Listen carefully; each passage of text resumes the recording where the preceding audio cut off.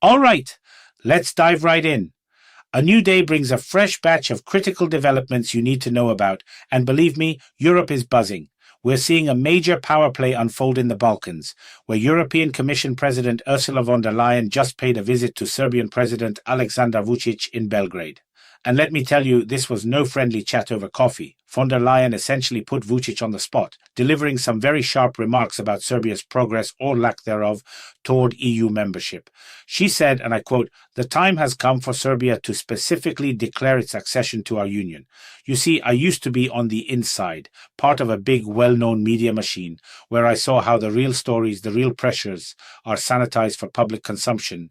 I couldn't stomach it, so I left. Now, I'm independent, speaking directly to you, connecting the dots on what's really moving the chess pieces on the world stage. And if you appreciate this kind of unfiltered analysis, do me a favor, hit that like button and subscribe to the channel. It tells the algorithm that real news matters. And if you're able to go a step further, consider becoming a channel sponsor. Your support is what keeps this operation independent and allows me to bring you the truth, day in and day out. Every bit of it means the world to me. Now, back to Belgrade. Von der Leyen didn't stop there. She laid out the demands. We need to see progress in the rule of law, the electoral system, and media freedom. Then came the big one. She called on Serbia to get in line with the EU on sanctions against Russia. She pointed out that Serbia only aligns with EU foreign policy 61% of the time, saying, "We need more. We want to count on Serbia as a reliable partner." This is a full-court press on Vučić, who, as we know, has been trying to play all sides, maintaining a kind of neutrality. Well, it looks like his time for fence-sitting is officially over. The pressure from Brussels is ramping up like never before. And while political pressure is building in the east, Western Europe is erupting. Belgium just got hit with another massive nationwide general strike.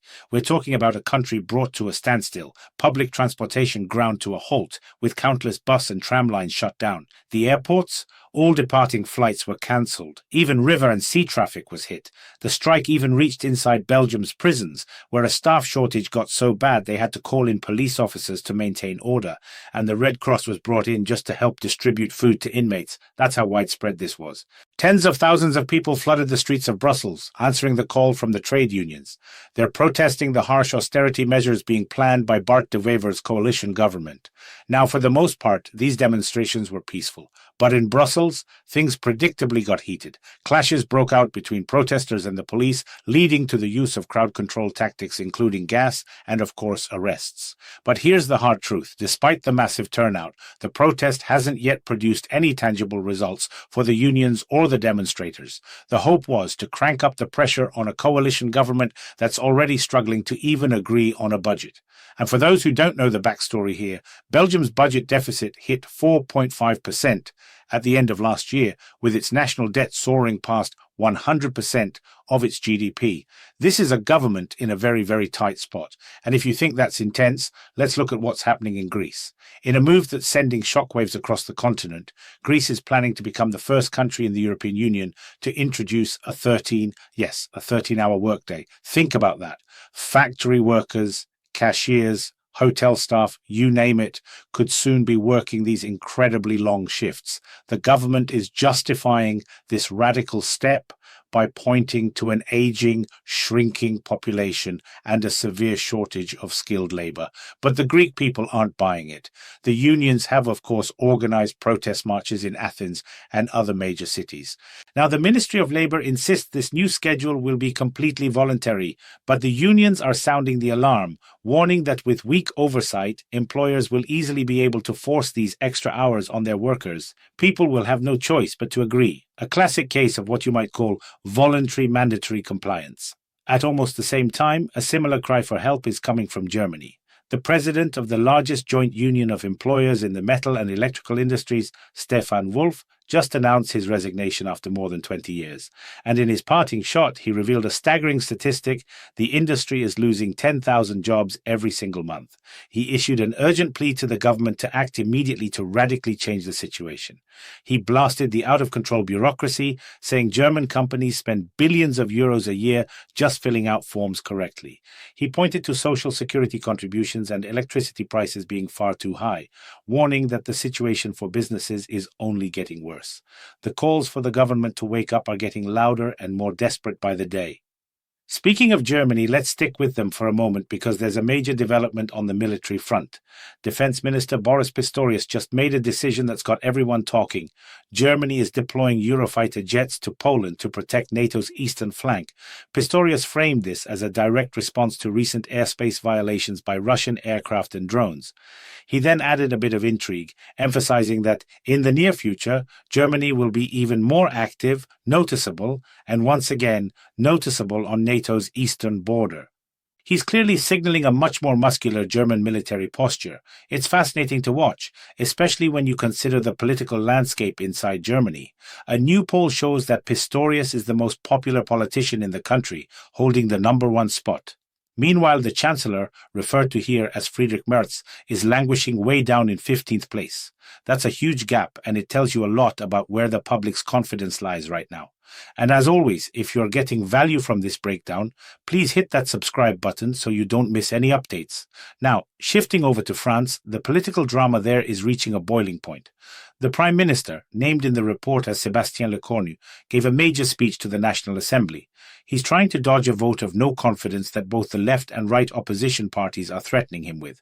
His big move? He offered to suspend the country's extremely unpopular pension reform until after the next presidential election in 2027. This is a clear concession to the Socialist Party, which was threatening to trigger another no-confidence vote. But there's a catch, of course. Lecornu added that freezing the reform must be paired with a new era of strict austerity. In other words, time to tighten the belts to control government spending and slash the budget deficit. It's a stark reminder that beyond France's political crisis, its economic and crime crises are also spiraling. And while we're on the subject of France, I have to share one of the most bizarre stories I've come across recently. A deputy mayor in a Parisian district, a man named Grégoire Murat, has apparently set a new task for himself to reconcile the city's residents with its massive rat population. We're talking about a rodent population that significantly outnumbers the 2 million humans living in the city center.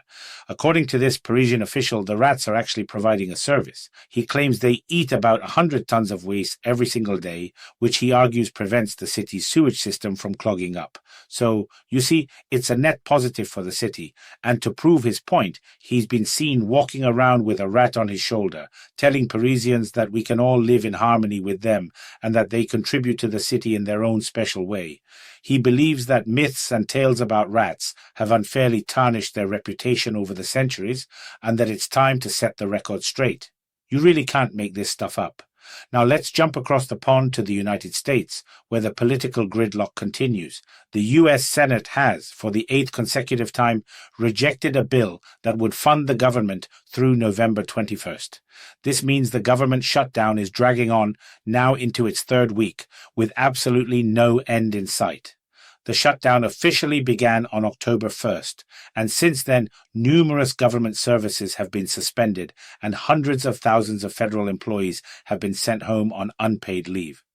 Critical agencies that protect life and property are still running, but the dysfunction is palpable. Meanwhile, Donald Trump is once again making headlines, this time taking a harsh stance against Spain. He's apparently very unhappy with the country, stating, "This is the only country that has not increased its contribution to 5%. All other NATO countries have increased their contribution to 5%. He made these remarks to journalists at the White House, expressing clear frustration. It's worth noting the actual NATO target is 2% of GDP, not 5%, but this is what he said. He believes Spain's actions are very bad for NATO and is now considering punishing the country with trade tariffs. In other news out of the US, a concerning health story is developing in New York City, where the first case of chikungunya in 6 years has been confirmed. This is a disease typically found in tropical regions and is spread by a specific type of mosquito. Health officials believe the person was infected locally by a mosquito carrying the virus. This is definitely something to watch, as it raises a lot of questions. And since we're talking about New York, there's another interesting, though much lighter, story involving German Foreign Minister Annalena Baerbock. It seems she's gotten quite comfortable at the United Nations headquarters. During a diplomatic meeting, she was seen casually chatting with diplomats while, as the report puts it, munching on muesli right in the middle of the conversation. Apparently, she forgot about diplomatic etiquette and protocol, and for this display of casualness, she's now the subject of some lively discussion. We'll have to see what happens next, but one thing is for sure, it's never going to be boring. So to quickly recap what we've covered, the EU is putting extreme pressure on Serbia to align with its foreign policy. Belgium has been paralyzed by a massive nationwide strike against austerity.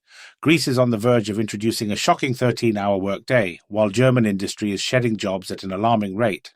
In France, the government is trying to trade a pause on pension reform for more austerity, and in Paris, an official wants everyone to make friends with the local rats. And in the US, the government shutdown continues with no resolution, while Donald Trump is threatening Spain over NATO spending. These are the events shaping our world right now, and they all connect. If you believe in the importance of seeing that bigger picture, of getting independent, unfiltered analysis, then please support this channel. Hit the like button, subscribe, and share this video. And if you have the means, becoming a channel sponsor is the single most powerful way to ensure that this voice remains strong and independent. Thank you for tuning in.